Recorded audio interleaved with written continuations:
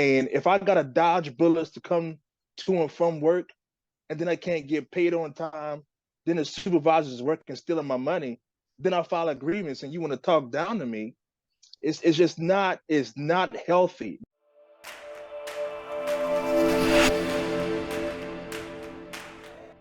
The facts, dates, and events presented in this video are from the member's best recollection and may not be fully accurate. This video is intended for entertainment purposes only. Always consult with your local union about your rights and duties at your workplace. The opinions shared on this video are our own and do not necessarily represent my employer's positions, strategies, or opinions. All views shared are protected under the National Labor Relations Act. What is going on, everybody? So today I have Richard Hooker, Principal Officer 623 in Philadelphia, and Greg Kerwood out of Local 25 in Boston, and we're going to be covering harassment. And I know that some people watching this right now, maybe they don't have harassment going on in their building, but I promise you, there is many buildings out there that are dealing with this. I've gone through my comments before, and a lot of people can relate to the stories we're going to share today. But we've made huge progress in one of these cases, and I'm going to throw it over to Greg first. What is the big news this week with harassment? Well, the big news is at the national panel, the Article 37 committee actually awarded the financial penalty pay to two members who filed harassment grievances from Local 767 in Texas. To my knowledge, that has never happened before, even though we've had that language all through the last contract. And obviously in the new contract, it's up to 5 days of penalty from 3 days of penalty. But the important thing is, this is a center manager who has an incredible reputation. I believe there's 1,100 harassment grievances outstanding against her at this time. And she didn't even show up to the national panel to defend herself. But the big news is that the penalty pay was actually awarded. And that sort of sets the precedent for that to happen. Which is nothing but a good thing, because as we all know, if there isn't a financial cost to something for this company, they don't pay any attention to it. And harassment, as you said, is endemic to UPS. It happens everywhere. It's ramped up certainly during the course of this contract campaign and since the contract was ratified. And so I would encourage everybody who is dealing with any harassment, not only to file the grievance for harassment, but to make sure that you put in the remedy that you are asking for that 5 days of penalty pay for the harassment, because those grievances can now, as soon as they're deadlocked locally, they can go right to the national panel, and the precedent has been set for those to be paid. And we need to hold this company accountable to that. So with that being said, I'm going to throw it to Rich. Rich, what's going on in Philadelphia right now with this whole harassment situation going on?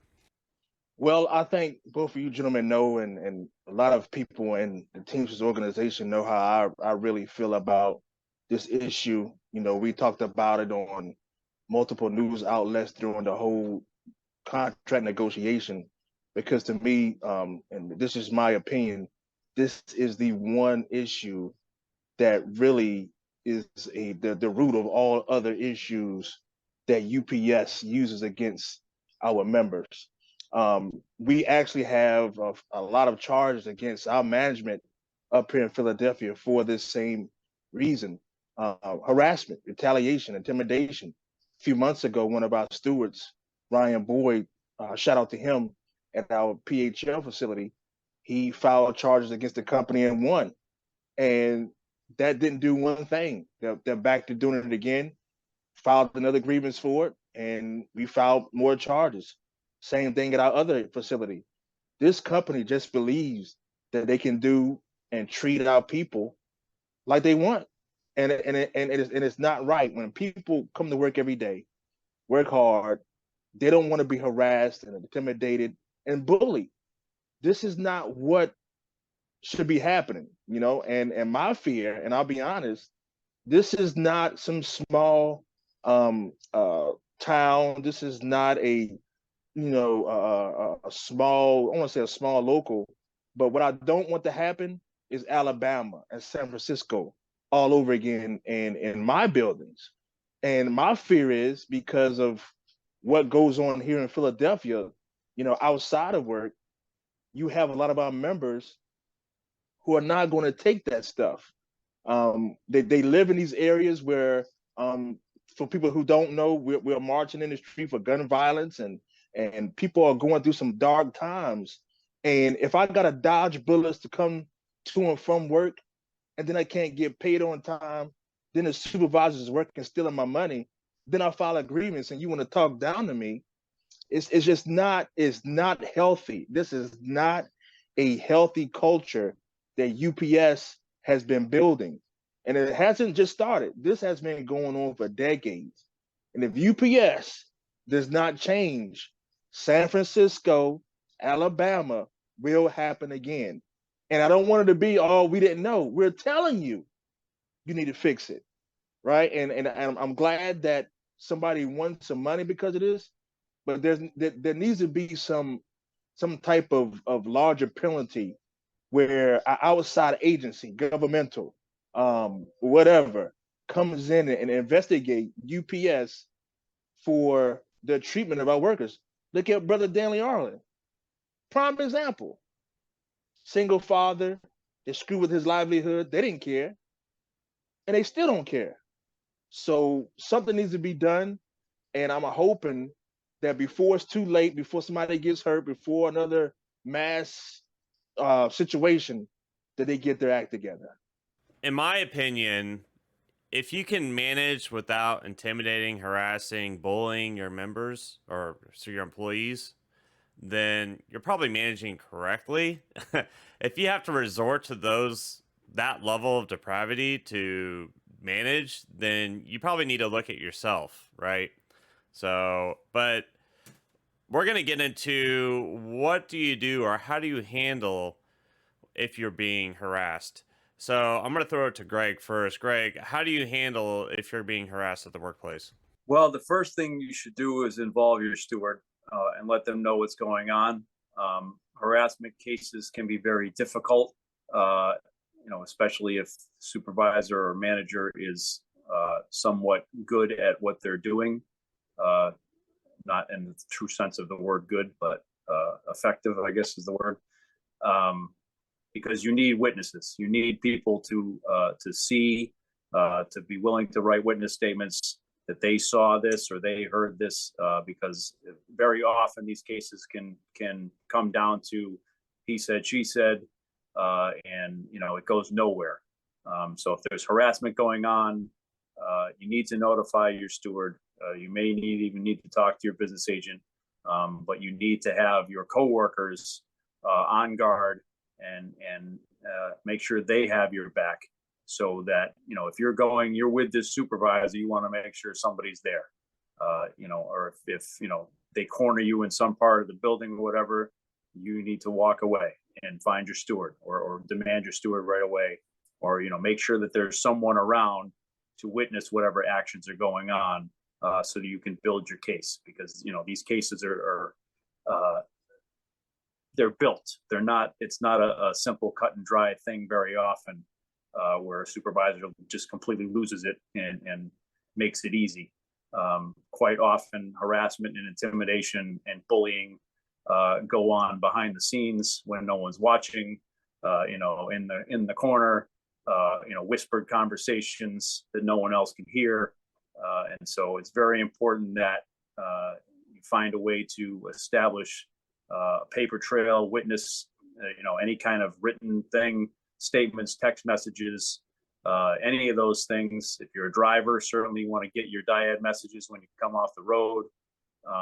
Anything that we can use as evidence to prove that this harassment is going on, and that it's a regular thing and not just somebody stepping out of character for 5 minutes or whatever other excuse they make. And so there's a lot of really great points that were said right there, but I'm going to throw it to Rich. Is there anything that comes to mind as far as if someone's being harassed at the workplace, what's the best way of them to handle it? Well, the first thing I think we need to make sure we understand what harassment is. If a management personnel tell you, hey, I need you to do X, Y, and Z, and you need to do X, Y, and Z, that's not harassment. But if they're telling you to do X, Y, and Z, and they're yelling and screaming and fussing and cussing and it's unsafe, and you're trying to tell them your point of view, then that's a form of it.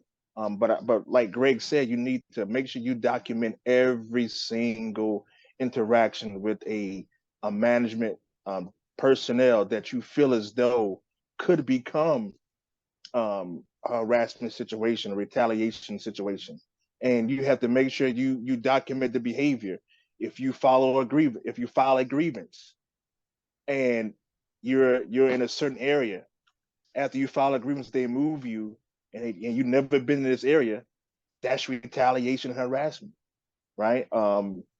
If you out on a stop and they're following you and they're telling you to do something unethical and you refuse to do it, then the next day you come in, they want to bring you in the office for not following instruction. That's retaliation. All right, but you have to document everything. Get your BA and the shop steward involved immediately. Don't wait. Also, call ethics. Please call ethics. And I know people may say that, oh man, ethics is not going to do anything. We have to create a paper trail. Just like they try to create a paper trail on us, you got to do the same thing to them. I mean, that's how you get them, because they have, from the first day you started up until now, they have everything on you. If you're late, if they had to talk to you, if they had to discipline you, they have that record. You need to have the same record on them, because it's a lot harder to get them than it is to get us. And so again, we have to work together with your steward, your BA, your union leadership. And also, if you can get other people in the area, if they're experiencing some things, get with them, because again, I know it's scary, because UPS again, they like to be the big bully, right? They love the control and the fear. They love that stuff. But you have to be able to stand tall with your brothers and sisters and let them know you're just not going to bully us. We're not afraid. If you dish it, we're going to dish it right back to you. Yeah, I have to agree with a lot of what you just said.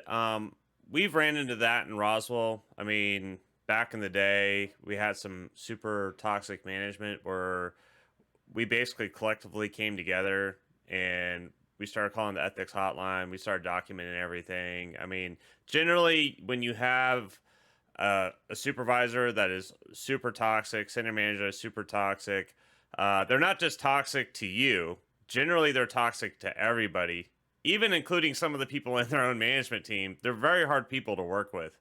And so, calling the ethics hotline, just getting everybody to document everything. And honestly, truth be told, this is the way to unionize us faster than anything else. When people are pissed, they unionize super quick. And now, thankfully, like at least in my center, it's gotten a lot better than it was in the past. But I've definitely lived through those days where we dealt with the most toxic management, and I don't know. Yeah, there was a couple times there I was this close to quitting, but I stuck it through, and I hope everybody else does as well. If anybody out there has harassment stories, please leave them in the comments down below. If you're watching this on another platform besides YouTube, please go to YouTube and subscribe to this channel, Roswell Hub. So, with that being said, if you have not done so already, follow 623 Lives Matter on Facebook, Instagram, all social medias, and the Contract Enforcement Group on Facebook. Greg Kerwood put that together and runs it. All right, so shout outs tonight. Greg, shout outs. Who are you going to shout out tonight? My shout out is going to go to Kaiser Permanente employees that just went on strike. They've taken a different approach that we haven't seen lately, with sort of a short-term strike to let their management know what they're in for if they don't sit down and bargain in good faith and give them what they're asking for. The labor movement continues. The strikes keep coming. The activity keeps coming. The workers keep standing up in across all industries.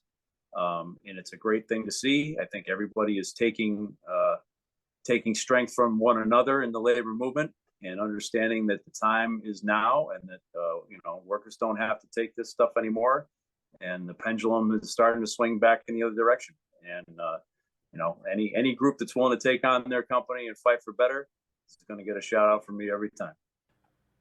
All right, so Rich, shout outs. Who are you going to shout out tonight?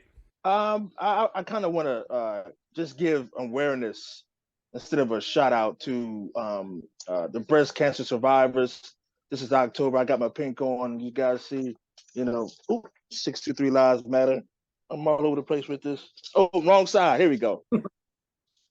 You know what I mean? So also, this is also Domestic Violence Awareness Month. So any of our members out there who are in abusive situations, please get help.